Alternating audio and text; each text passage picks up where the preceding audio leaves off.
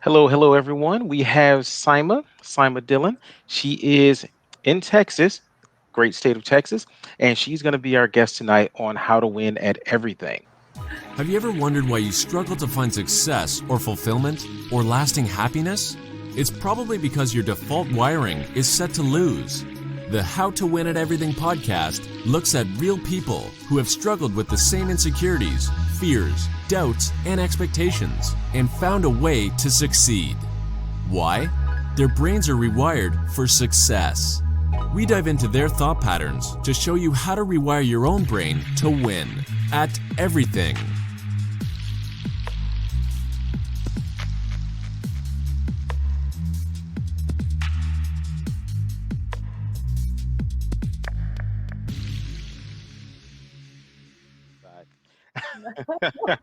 So I want to Absolutely. hop right in with you, Saima. We had a talk maybe 2-3 weeks ago, and some of the Yes. stuff we talked about, I found you to be so amazing. Your resiliency, your really your grit, and that sort of thing. I thought was so awesome. So can you start off by telling us a little bit about yourself? So I'm an immigrant.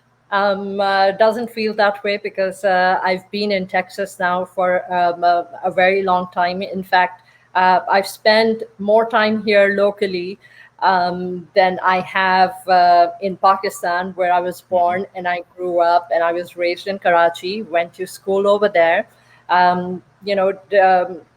Did schooling through a British system, which is called the O level system, and then A level system, and did that. And my brother had come before me, and he had finished his master's, and he was in Pakistan to get married. And he was getting married, and after his marriage he was getting ready to come back, and I had a 5-year visa for the US. Mm. And I asked my father, I was like, Dad, can I go? And I am so fortunate to have a very amazing father, who's very, I feel, women oriented. And the women in my family, in my father's family, are extremely strong women. And I asked my dad, and I distinctly remember asking him. And when I asked him, Dad, can I go to the US for my studies? My father was like, really? Are you sure? Because you don't even enjoy studying. And here you, I mean, I was a terrible student. Um, I think, which at that time, especially in Pakistan, Kelly, it wasn't. And I think mental illnesses and ADHD and things which have to do with your focus and concentration and mental health, they are not really diagnosed, and there's not a lot of focus. They don't. They're not being looked into as much as they're being looked into today. So I think, I probably had ADHD. I was a Yeah. terrible student. I was in this really rigorous, school where Yeah. education, we were being geared to eventually, take exams which were through the University of Cambridge and Oxford and Oh London, wow. in being in Pakistan, and that's what we were geared, we were preparing for. And being a terrible student, and being literally being surrounded by amazing Mm. girls, strong, brilliant girls. And my class fellows, we are still in touch. We are all together on a WhatsApp group. Some of them just doing phenomenal, amazing Sure. things. And being in that environment, it was, you had to be It's tough, really huh? strong, and just have a strong willpower to stay sane Yeah. through that, and not lose your confidence completely. So But that's life, right? Life yeah. is Yeah. filled with trials and tribulations. And so when my dad asked me, "Are you sure?" and I was like, "Hey, you know what? This really sounds like an adventure, and I'm ready That, to go." that's one way of looking at it, right? So let me ask you this: what? early on. So this was right after high school, right? Yes, I just finished what is called O levels, and I had finished A levels, which is an additional 2 years of more focused education in certain select subjects Hmm. that you pick. So I had finished O levels, and then I had finished A levels, and that's when my brother was there, and I asked my dad, and I said, no, I'm ready to go. I had a 5-year visa. I signed up for SAT. I signed up Yeah. for TOEFL, and it was very courageous of my parents. I feel I was the only daughter. I was youngest of our three, the three siblings, and Hmm. I have two older brothers. For my So parents to just take me to the airport and say, yeah, "Okay, yeah. Well, off so you so let go." me ask you. Mhm. So you're at what, maybe 18, 19 at this point? Yes. All right. So this is what I'm curious about because um, I have a 16-year-old son, and Mhm. right now we're talking about you're going to graduate from high school in a couple of years, and he's still pretty cloudy on what he wants to do. What do you think made you say, "Hey, there's a thing here. I want to jump into it"? I mean, I recognize that your brother was here, but there's a whole country of people who obviously aren't your brother, aren't family, don't really have anything that they know about you or anything like that. What do you think gave you that push? What do you think gave you that courage to say, "Let's take on something so new"? The adventure, Mm, the sense of curiosity and adventure, and the feeling of just flying, flying away to different opportunities. yeah. I mean, so I am a risk taker. I Okay. think I'm a gambler at heart, and uh, I just, if I just say, okay, you know what, and I think that's what I've done in my life. That's how I've lived my life, is Okay. just jump in, and then you're like, you know what, um, I'll have no other option. I have no other option. But to succeed, I right? will, but to survive, Yeah. um, Well, because that's well. how life is. So okay. So you arrive in the U.S. What's the first thing that you do? What you were in school still, correct? Uh-huh. All I right. had So. finished my schooling in Pakistan when I came here, and Okay. so I think right here is an opportunity for me to give a tribute to my older brother, Hmm. who is like 9 years older than me. Hmm. And when I came here and I was with him, so this is my first. This is my first or second week in the U.S. We are Hmm. in Fort Worth. That's where he was working at a nuclear plant, Okay. and coming from the genes of my father's family, I feel. Um, I My brother was sleeping, and it was this Saturday morning, Sunday morning, and I woke him up, and I was like, I think I'm going to visit this person that we met last week. She invited me to come over, so I'm just going to go and spend a couple of hours with her. And I was like, how do I drive your car? So Okay. so it was an automatic, and I had never driven an automatic. Sure. So Yeah. my brother's sleeping. So he just wakes up, and he tells me, and he's much older than me, okay? So he's in his 20s at that time. So he tells me, there are the keys. You have to, just go start the car, and you think you'll make it. And I was like, okay, you know what? It's this way and that way. And I think I can make it. Because, there's no GPS, there's no nothing Yeah. at that, Yeah. right? And I'm new in the US. And so I go down, and the car just won't turn on. And for the life of me, and I struggled with for 15, 20 minutes. I'm like, why is this car not turning on? So Hmm. I asked someone who was walking, I was like, hey, can you tell me how to turn this car on? So he said, you have to push the brake and then Yeah. turn the ignition on. I was like, okay, revelation. So I was like, okay, off I went. And those people whose house I went to, they were like, you just like, and when it was my first time on this freeway, okay, Hmm. and I was like Hmm. shaking. I was like, oh my god, because of the speed. In Pakistan, the speed is so much less. I was used to driving, I was very independent. And Hmm. again, I'm so grateful to my parents who gave me all this independence. I was Okay. driving. My father taught me how to drive when I was like 12 years old. Hmm. So, life has been an adventure, Yeah. highs and lows. And I think at the end of the day, life is just all about survival. So okay. So when you uh, so you're done with school, you get here, you're in the U.S. What did you do for work?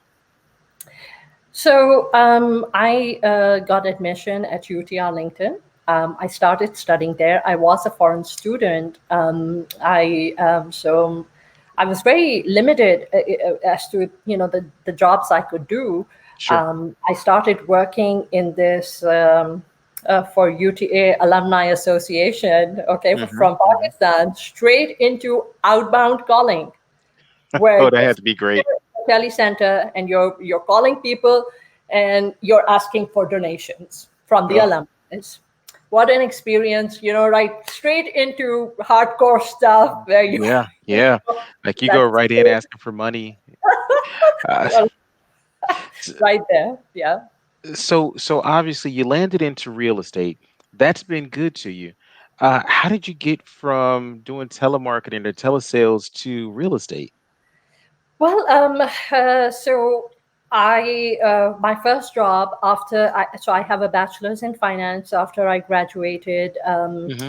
A friend of my brother's, he was working in City Financials, Hmm. Hmm. it was a subsidiary, and he helped me get a job, literally working in real estate, foreclosures, Mm. you're buying, selling notes of Yeah, yeah. and different things, just happen to be all real estate based.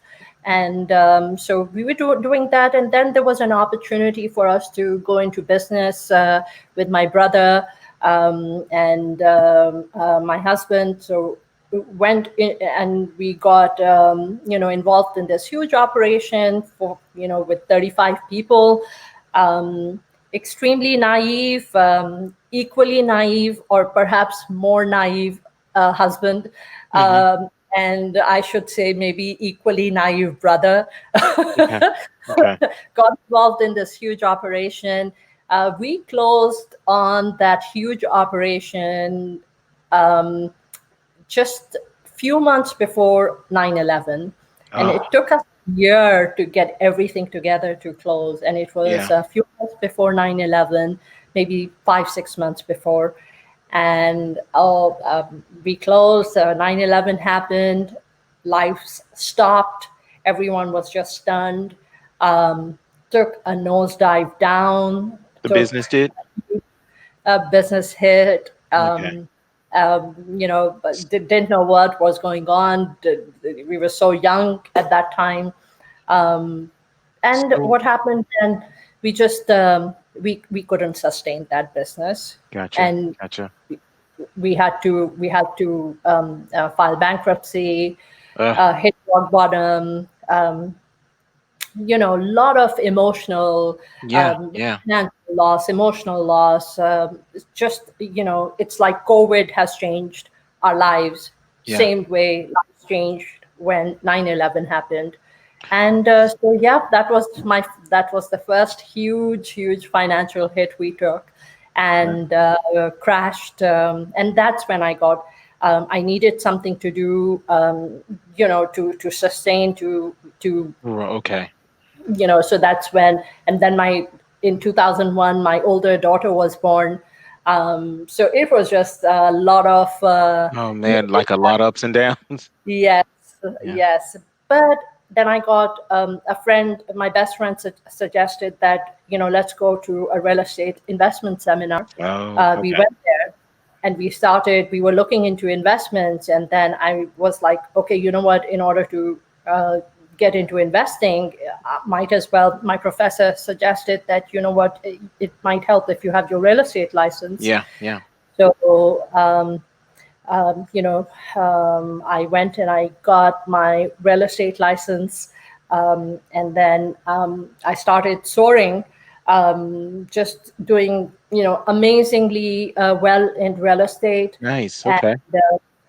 so it was still a difficult time because um, the emotional impact that the financial hit had Yeah. caused from the business was, ripple effect, right? Hmm. It was still Where there, and uh, we where were. exactly was it? Where exactly was it hitting you though? Is this emotional? Is this with your family? Is this with business? Was it Yes, affecting the real estate? I think Where- so. It didn't affect real estate, but it impacted my husband tremendously. Sure. Yeah. Um, it was taking him time to stabilize and to get back up. Um, and Yeah. then, we moved forward, and real estate is going well. And then we went into recession of which kind of I started doing a lot more commercial at that time. I Okay. started focusing on commercial, had commercial clients, and then we went into 2007, and real estate crashed. Yep. Everything crashed. Yep. Commercial, everything that I was involved in, it kept dragging Ah. on and on and on and on. And then, the closings were not happening because everything was just Yeah. stuck. Yeah. And then I switched back over to residential real Residential. estate. Yeah. That was, again, it was something. It wasn't just me. Yeah. Yeah. 2007 impacted so many people. Everybody. Yeah. Yeah. So let me stop you here because we have two major challenges, right? So, well, actually, three if you count the challenge of leaving the country you're born and raised in and going to a new country where the only people you know are maybe family members. So 2001, 9/11 happens, your business plummets. You have to file for bankruptcy. How do you keep going after that?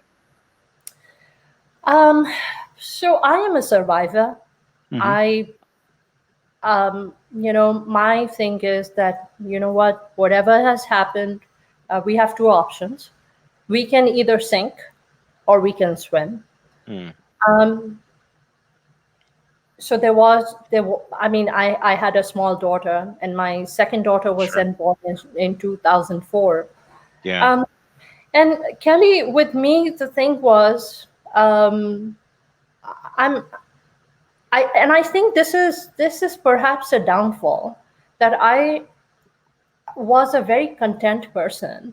Hmm. So no matter what was happening, I was resilient, and I was taking it in my stride. I was like, okay, you know what? This is like a game of chess. Okay, so Yeah. you can't go in this direction. Okay, so you know what? Let's look left, right. Okay, what next? Okay, Yeah. you have to be a survivor in this life, because life keeps challenging you in every aspect, Mm. right? What And do you well, what do you think though is the reason why you're in that mindset? Because there are plenty of people who they have some people they have one thing that happens, one traumatic experience and they're knocked down and they're never the same. What do you think is the framework or the foundation of you that makes you say, "Oh man, these things are bad. They're happening around me. I have to keep going," versus balling up in a little ball and not moving forward? What is it about you that makes you my that person? parents. It is It's okay. my It's my parents. It's my upbringing. It's that feeling of elevation. It's that feeling of faith and belief in my parents, that I know, I even like right now, I know I don't even have to look back. I know no matter what happens, as long as, and my parents are in their, my father is in his 80s and my mom is in her 70s, but I know they are my backbone. No matter what, I will find they're watching my back. No matter what happens, they will always be there, watching me, looking out for me. Um, this is something so huge, that my father was coming from that family where the children were everything. Okay. That's how my grandfather was. That's how my uncles are. The kids are everything. And if they have daughters, the daughters are like the crown that Really? Okay. the fathers wear. I mean, such strong fathers, such strong men who, who raised their daughters to be so strong and to fight everything. And my father always used to say, that if I have to go out and sell my skin, I will sell my skin if that means that I can do something for my children. Very And and I think that's what it is. That's where the strength comes from.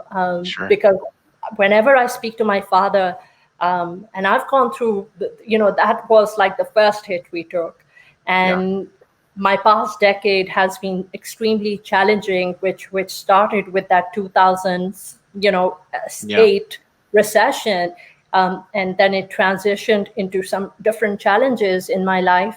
But it's been a very difficult decade. Huh. But 2020 for me was that point where I was like, you know what? I Being content in life is actually a hindrance. It's a downfall. You Hmm. cannot be content in life, because when you are like, okay, you know what? This has happened. Okay, you know what? Okay, fine. I'll deal with it. Then something else happens, and then it takes you a notch further down, and then further down, and further, and you keep going further down until you hit rock bottom, and then you realize that contentment is not something positive. I felt that for me, um, contentment was something that was negative. I Mm. should have, instead of being content, I should have been more goal oriented. I should Mm. have, you know, you live once, Kelly, and you got to Mhm. give it your best shot. You have one life to live. Live your best life. So let me ask you now, when you're saying contentment, are you talking about this idea of settling? Like were you settling for whatever lifestyle you had, or was it the case Yes. that you okay, okay. I just want to be clear because when I think of Yes. content, I think about being happy still with, even though we may not have much, but we're still content. But now I do know what you mean when you're talking about settling because that is a little bit different. That's What you just said, that, whatever you have. So it's a very fine line.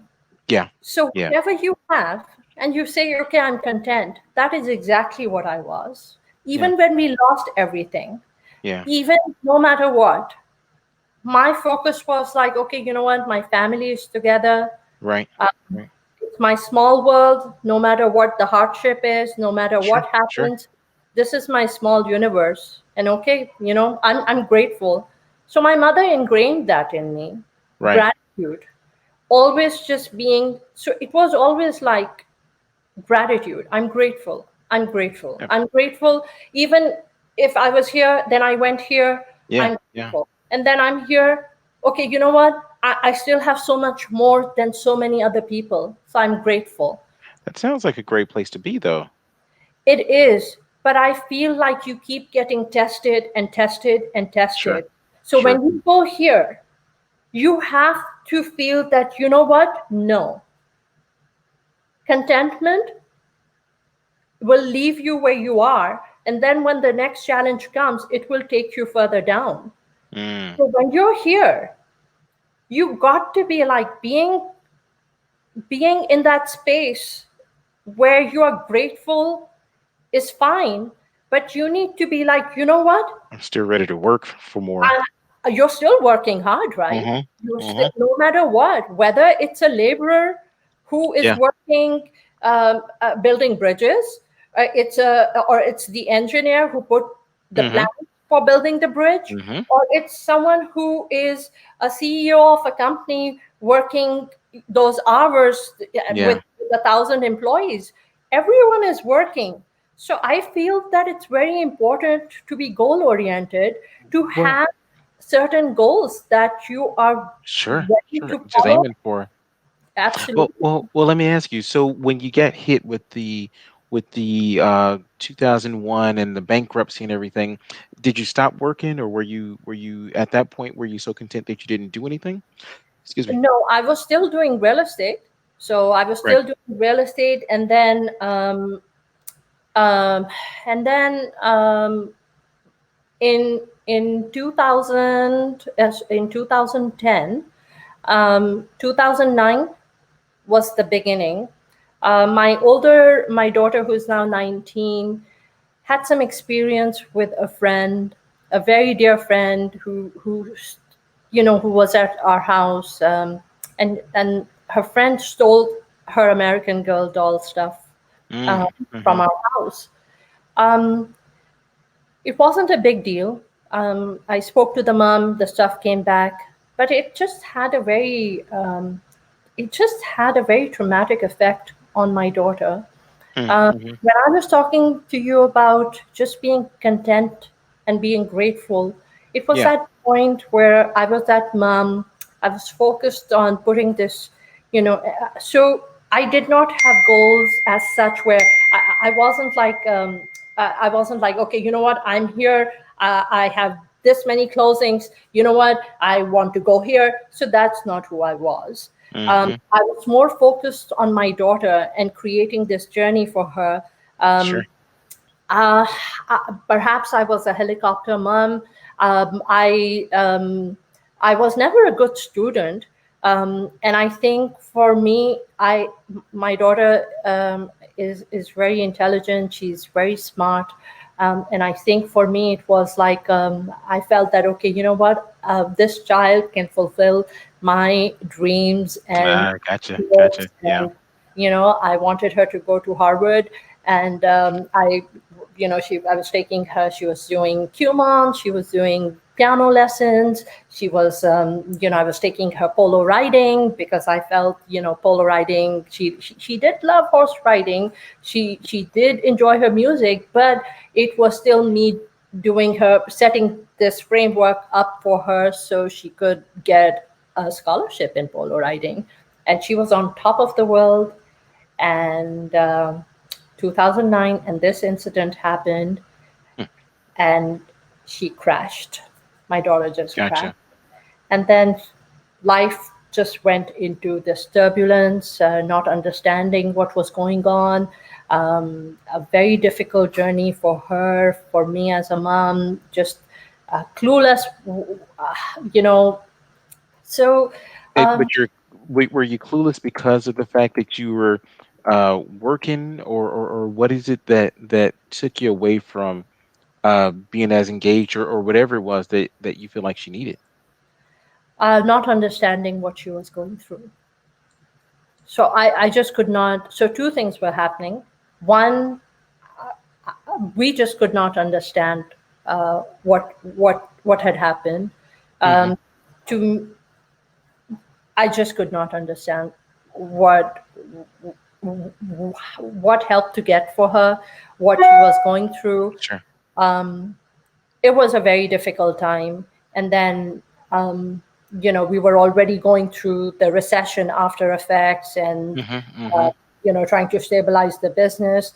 At that point, my husband had gotten involved in another business, but we had taken that first hit, and this time we were like, okay, his parents were involved, my brother was involved, everyone Sure. was involved, because we were like, okay, we were naive before, let's get more Yeah. people Yeah. involved, the more Yeah. people with more knowledge and experience, and unfortunately ended up making um, some bad decisions one more time. Sure. And so, but that was there, but we were still kind of trying to figure out what kind of how to help my daughter. We put her in a different school, and then her journey switching schools, her going through that trauma of losing her friends, and the thing is, it Gotcha. just spiraled, because So, we just sorry. couldn't Go ahead. handle it.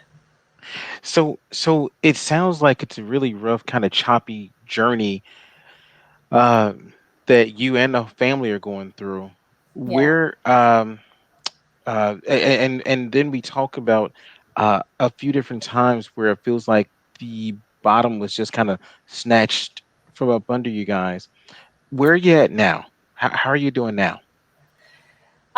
So, like I told you earlier, for me, 2020, not 2019 ended with this resolution that I cannot help anyone Mm-hmm. if I'm not in a position of strength.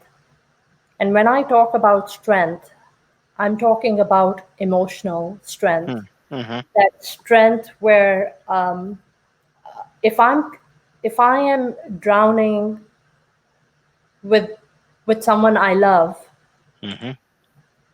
I'm no good to them. I cannot help them. No Yeah. matter how much I want to, I cannot help any loved one or otherwise if I'm not in a very strong, secure place myself. You Mm-hmm. know, they say, right, you're in an aircraft, if there's turbulence, put your own oxygen mask on That's first. right. That's right. Um, you know, if you otherwise you're no good to anyone else. And that realization hit me because there were multiple things happening and multiple after effects, and um, I was just at that point where I separated myself from everything that Mm. was around me, and I just And focused. okay. I created my goals and I just Okay. focused. And I was like, you know what? I need to change my own dynamics and just change my destiny. Now, I want to tell you that that is a rarity. That is a pretty rare thing in most instances. And here's the thing: I do coaching, so I'm talking to people all the time about, hey, you need to move forward. You need to move forward. And people have a real tendency to look backwards and to ruminate and to stay in that feeling and that emotion, that bad place of being a victim. But when you're talking about this, you're talking about not being a victim. You're talking about falling, but you're not talking about being a victim. And after each one of these things, whether it's with your daughter or with your husband or with the business or with moving to the US, it all seems to be a case where you keep on coming back to this place of, I can.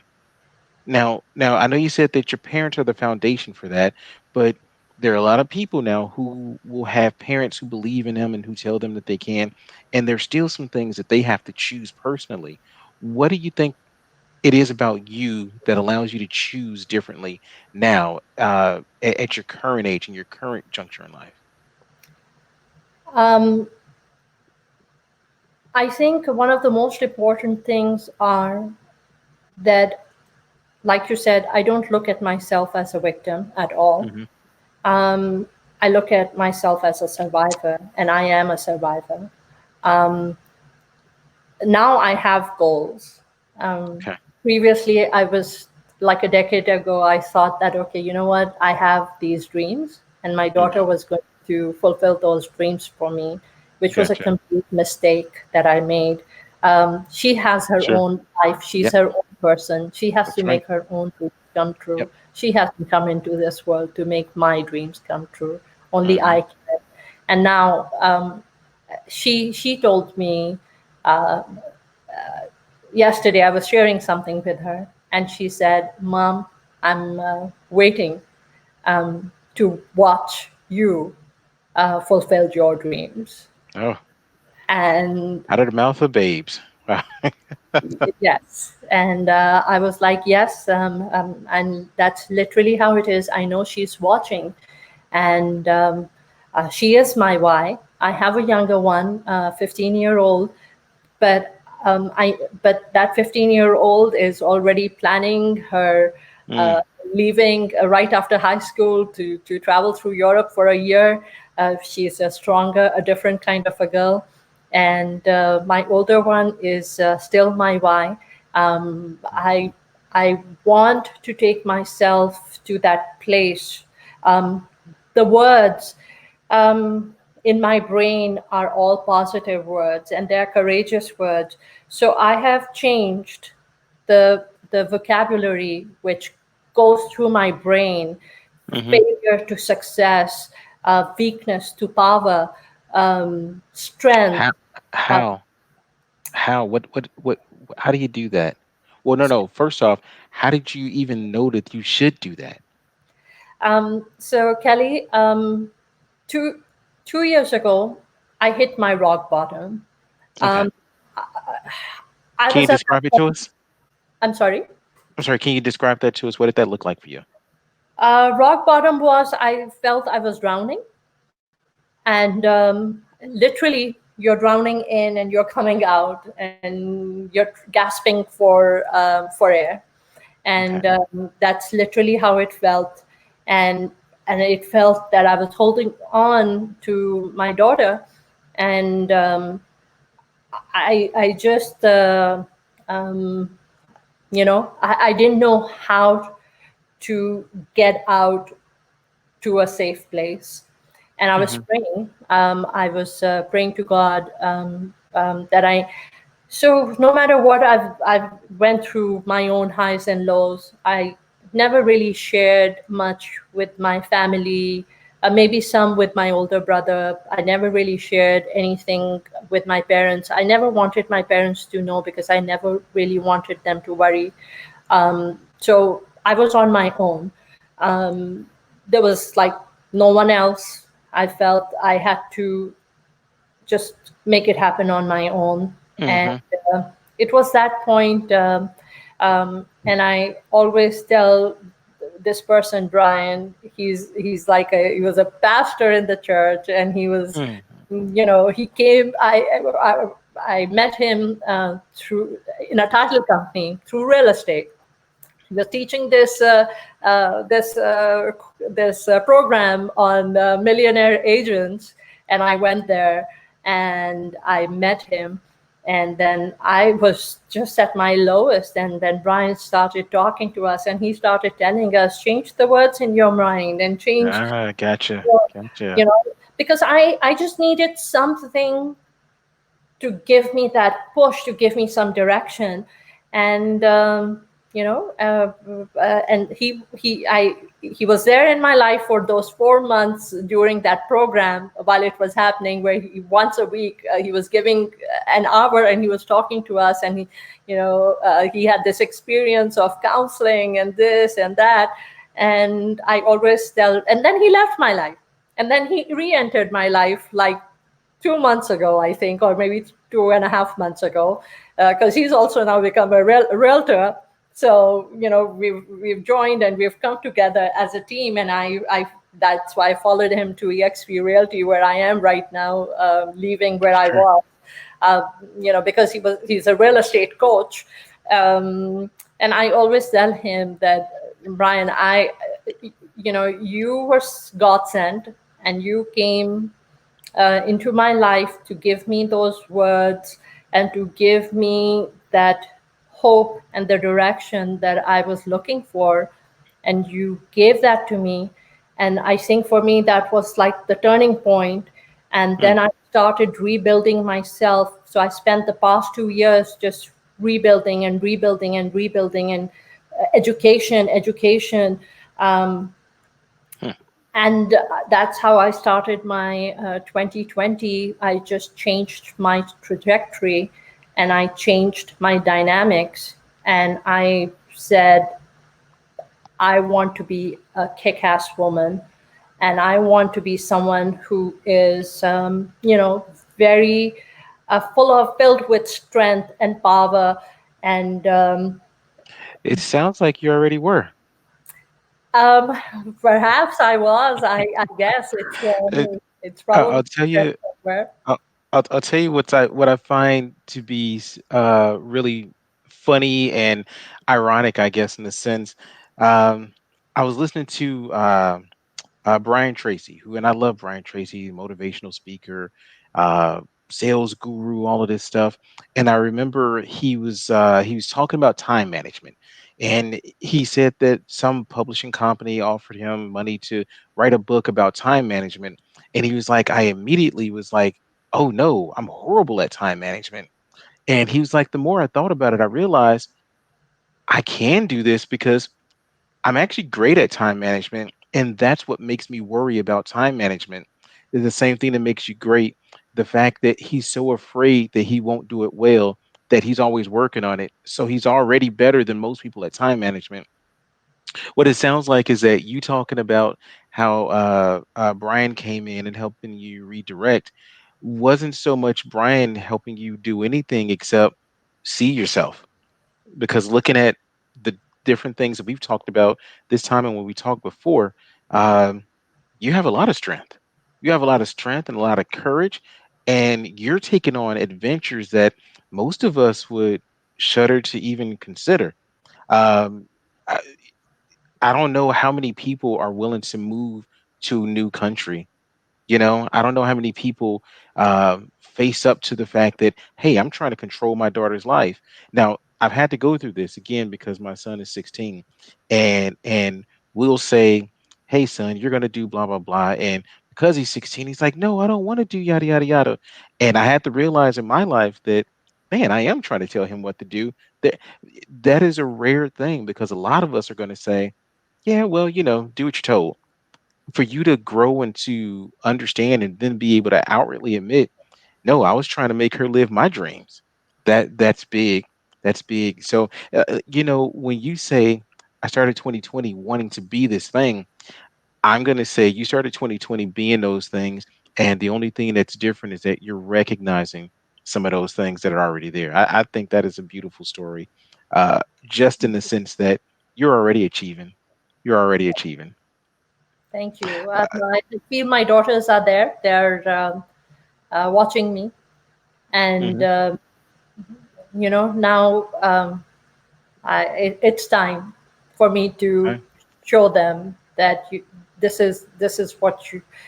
is what they have come into this world to achieve, to live their best life, um, to do extraordinary things, to Hmm. go on this adventure called life, and it's make the most of it. Gotcha. So, what are the things that I like to really, really focus on? Because there are a few different pieces of this. Um, there's a foundational piece, and when you say what your foundation was, with your parents being the people who gave you this sort of strength and this stick to itiveness, makes sense. When you say there's another piece, there's a personal mindset, a personal choice that you've made.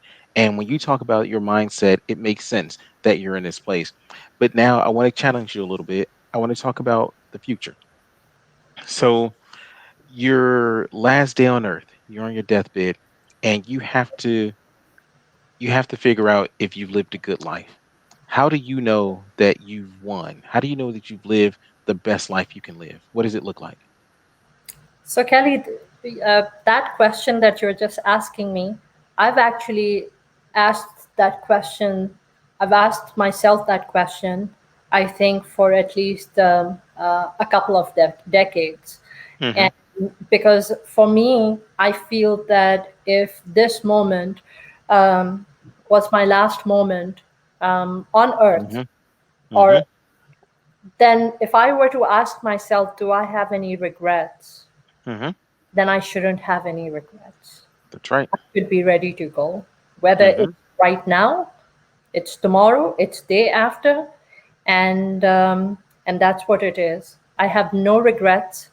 I think I needed to lay that foundation for my daughter, and I think I've laid that foundation for my daughter.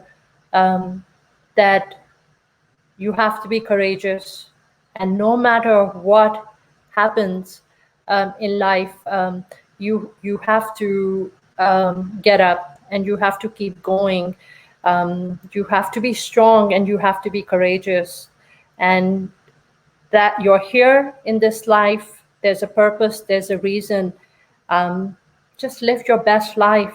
Whatever it is that you need to do, live your best life. Alrighty. I think that is a beautiful answer. I'm I'm really curious about what everything. how did all going to work out for you? Because I gotta tell you, I don't see you doing anything but going up, but going up. Thank you. Um,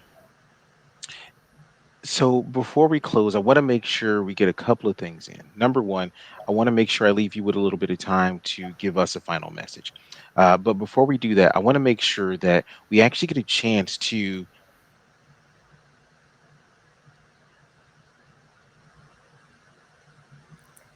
Okay, I think I lost Kelly. It is showing me. Oh, Okay, everyone. Okay, no, did no, no. I? I'm here with you. I wanted to go ahead and give you a chance to go ahead and give Okay. talk about what you're doing. So I know you have your real estate. I want you to be able to give out your email, phone number, website, whatever it is. So you go right on ahead. It's on you. Okay. So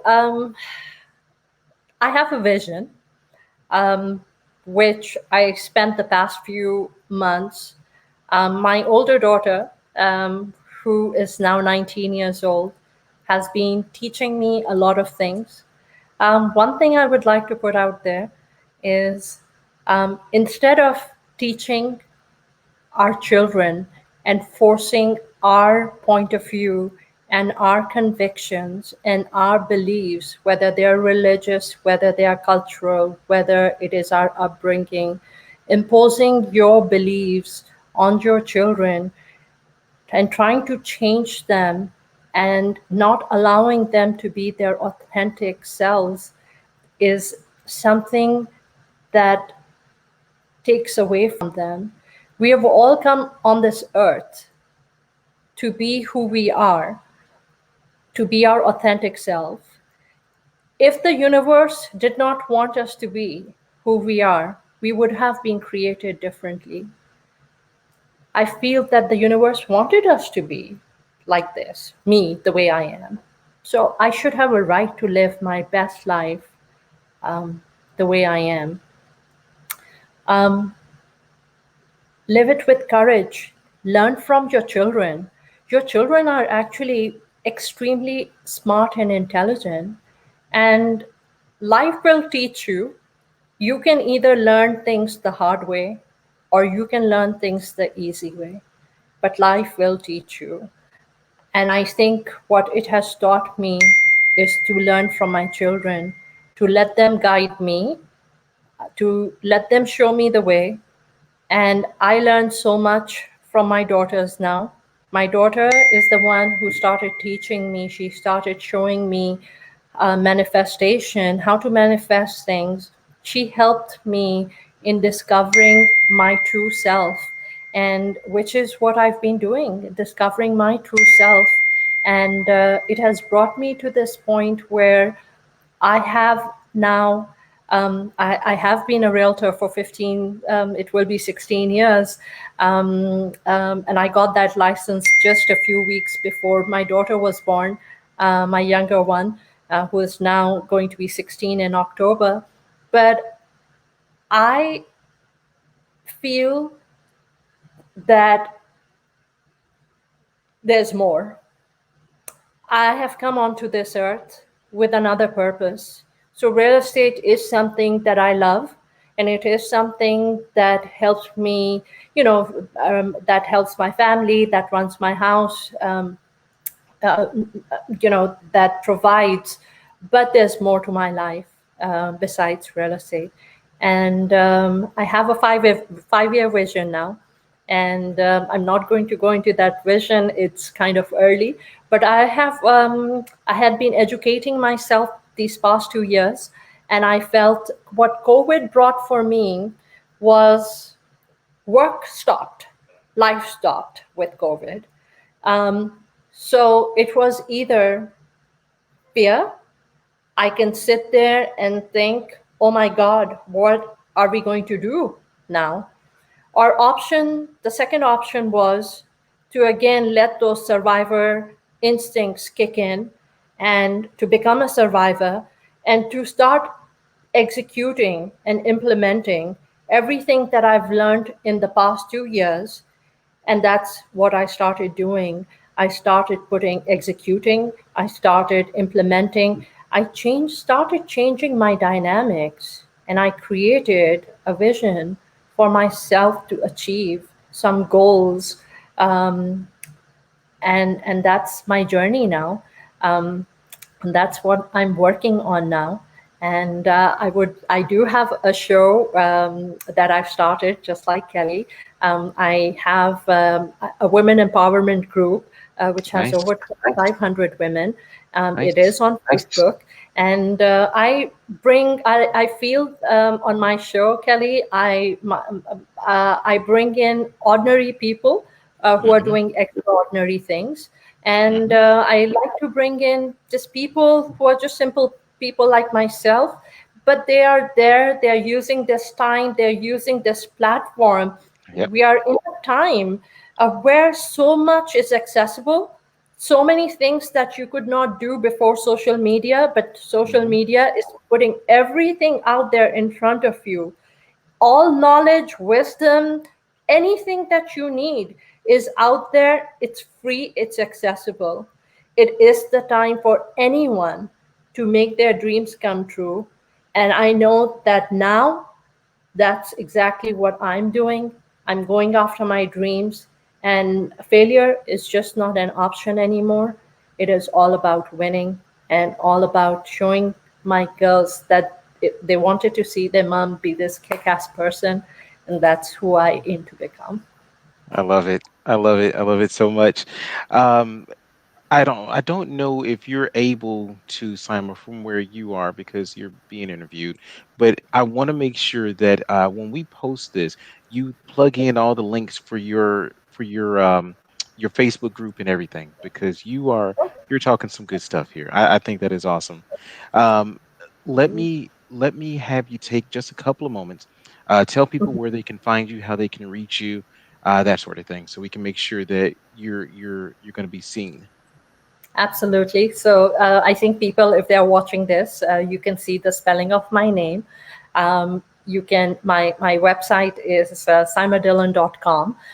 You can connect with me on Facebook. I My Facebook business page is Saima Dhillon Real Estate Group, and that's where I live stream. My women empowerment group is called Women of Noor. It's spelled Noor, and that's also the name of that's my older daughter's name, Noor, and it means light of God. And so I feel that name has a significance. It's a non-political, non-religious group. All we aim to do in the group is just change someone's days, put a smile on someone's face, just uplift people. And so you can connect with me there. I'm also on Instagram under Saima Dhillon, Saima_Dhillon. I'm on LinkedIn under Saima Dhillon as well. So it's kind of consistent. It's my All name right. everywhere. And yeah, I mean, I have my broadcast. It's on Tuesdays at 4 p.m. I aim to bring people who have something that they're doing, or something that we can do to again improve someone's quality of life, empower people, change someone's life, whatever it is, however people are going to take my words, whatever I say. I feel whatever it is I can do in my life to make this world a better place for everyone, regardless of caste, color, gender. I don't care about anything. I think everyone has come into this world uh, to live their best life, whatever that life may be. All right. Simon, I want to thank you so much for the time you spent with me today. Thank you, Kelly. Um, obviously we got rained out. We had bad storms here in Chicago on Monday, and we were supposed to do this Monday, but it did not lose any of the luster. So I want to thank you so much. Thank you. That is great. Guys, if you want to reach me, you can always reach me on LinkedIn. I'm under Kelly Blackman. Facebook, I'm under Kelly Blackman, I'm pretty sure. And Saima is also part of one of my groups, the League of Extraordinary Human Beings. So you can always find that if you look me up on Facebook. I'd love to have more people and talk about how to be better human beings. You can also reach me on my website, It's bethinklive.com. That's BETHINKLIVE.com. And Saima, you hold on a little bit. I'm gonna play us out with my homemade outro. All right. Okay. And you guys, thank you so much for joining us this evening. Everyone, have a great one. Thank you for watching, everyone.